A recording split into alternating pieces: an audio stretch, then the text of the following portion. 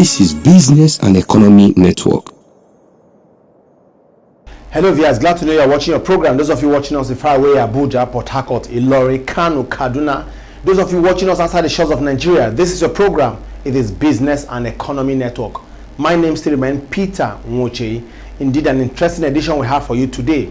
Today on the lineup for the program, we have the National President of Nigerian Institution of Surveyors. The National President is on the block today, and we are looking at him, the institution, from the angle of the spotlight. And for industry reports, we have various superstars, if you like, CEOs and executives of repute. We have the CEO of Siraj Construction Company, and we also have the CEO of Lafia International Company. And not left out, we have an engineer that works with Nigerian Electric Regulatory Commission, and also we have architect Harcourt Adeku. It's going to be an interesting watch. I'll be back after this time out.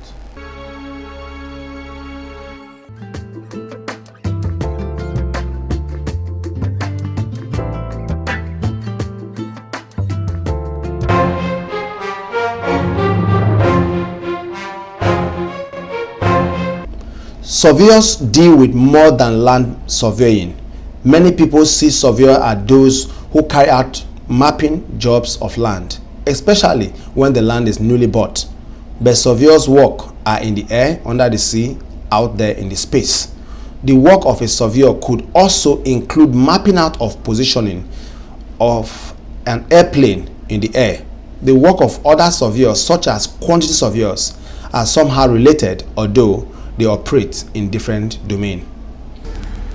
Nigerian Institution of Surveyors is one of the first professional to be formed in Nigeria. I could say, if not it was established in 1934. That's 80 years ago. During the during the period of Abat Macaulay. We have Abat Macaulay, we know him, a nationalist. He's a surveyor too. So you can see the age of the institution, something that we can exclaim about, because it's one of the first profession in the world, especially and in Nigeria. It's the first profession. In fact, right from the before the amalgamation of the northern and southern protectorate, where you have surveying has been in existence, it is the first profession to be to come on board. If I be so modest, God is a surveyor, because the earth was without form. So it's as old as the creation of the world. The Nigerian Institution of Surveyors is a professional body for qualified surveyors across the country. This professional body is one of its kind to be founded in Nigeria. The Nigerian surveyor is an apt at his profession as any other surveyors from abroad, because surveyors receive the same tutelage and training world over. However, the Nigerian surveyor is limited when it comes to acquiring equipment to carry out projects.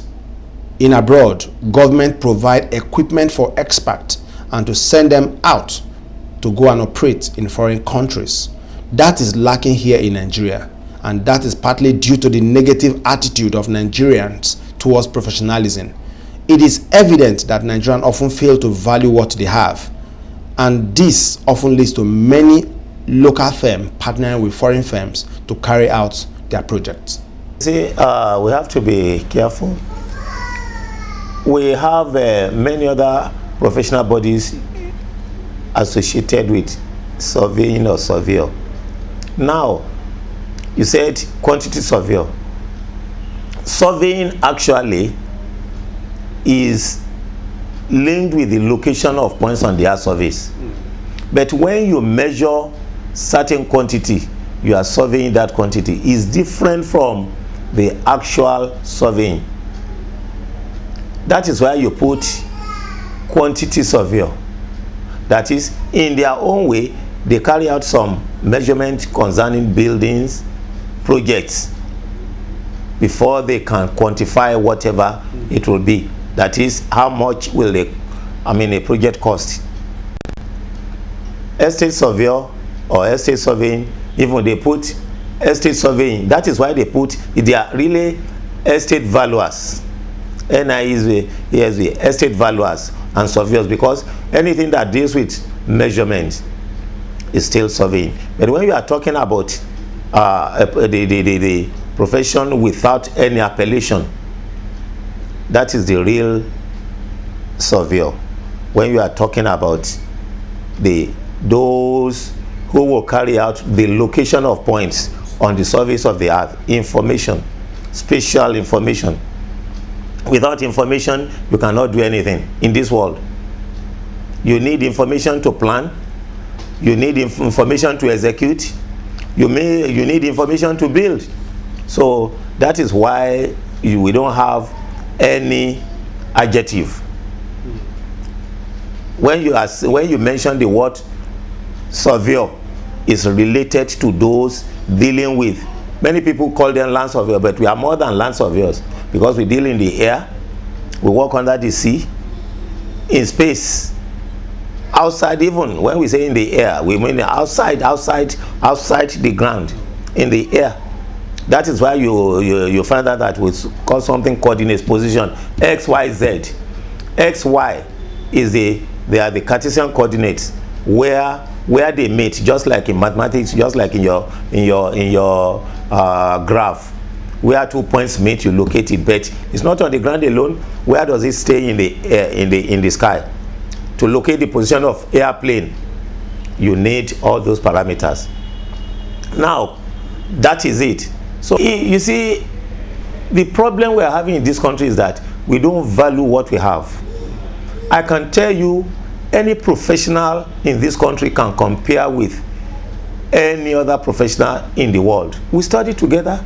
Some of us studied outside the country. We mix, we know them. But what is lacking is here, we don't have confidence in our own thing. We don't have confidence in just in nearly every area. Just in the aspect of life, we don't value what we have.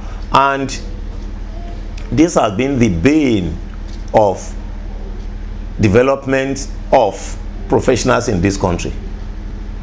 I can't see any professional from outside the country better than myself, because we have the same training, we have the same background, even if not more.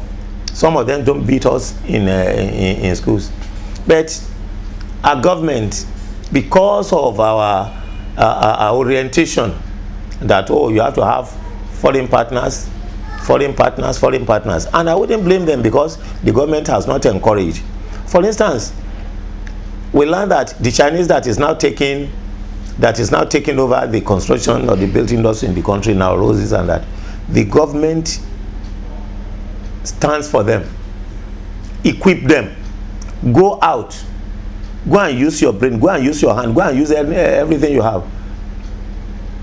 It's lack of equipment that is hampering the development of professionals in this country, especially in the built industry. How many Nigerian professionals can have the type of instrument Julius Berger is having? How many can have the type which the Chinese companies are having? And these people could not get it themselves. There's a policy put down by the government. They back them up. Either they take it on loan, either they take it on lease, and then they send them out. Nigerian professionals can perform if given the right under the right atmosphere, under the right condition. We can.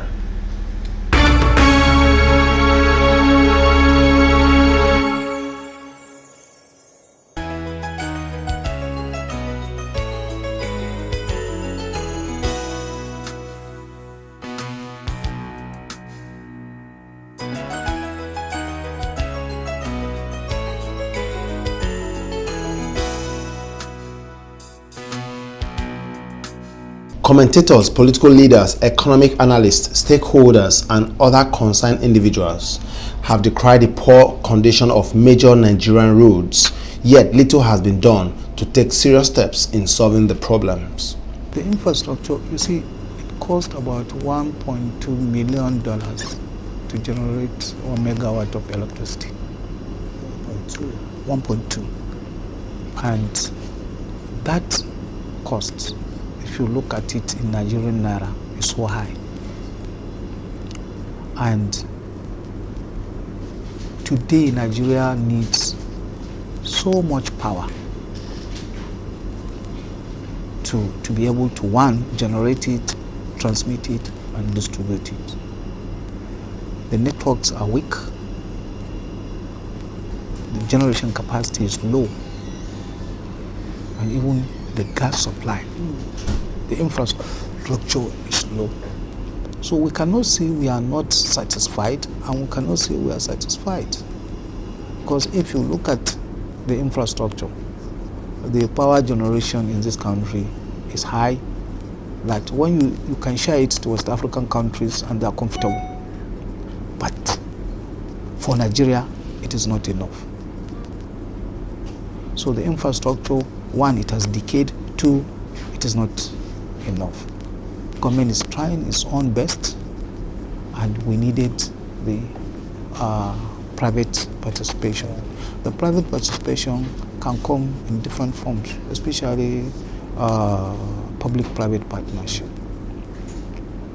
So to add to you that I'm a professional public-private partnerships certified consultant, so specialist.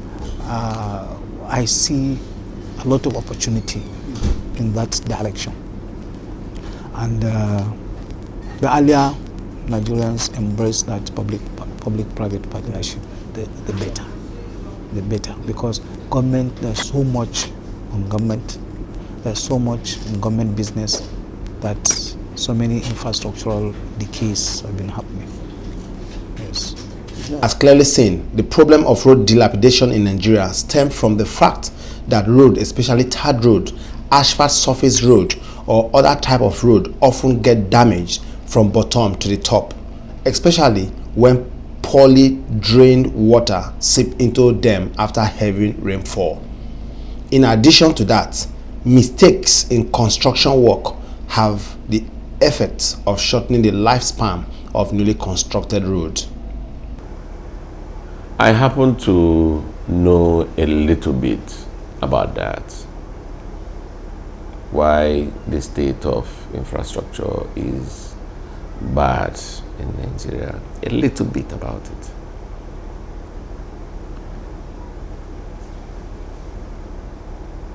Starting from the local government needs to be clear on what its infrastructural needs are. The state on its own needs to be clear what the infrastructural needs of the state is. The federal government needs to be clear on what its state of infrastructure is. Sometimes I wonder if the federal government has articulated its transportation policy well, or its power policy well, which I think we are now trying to do. Because Nigeria is more like a rectangle.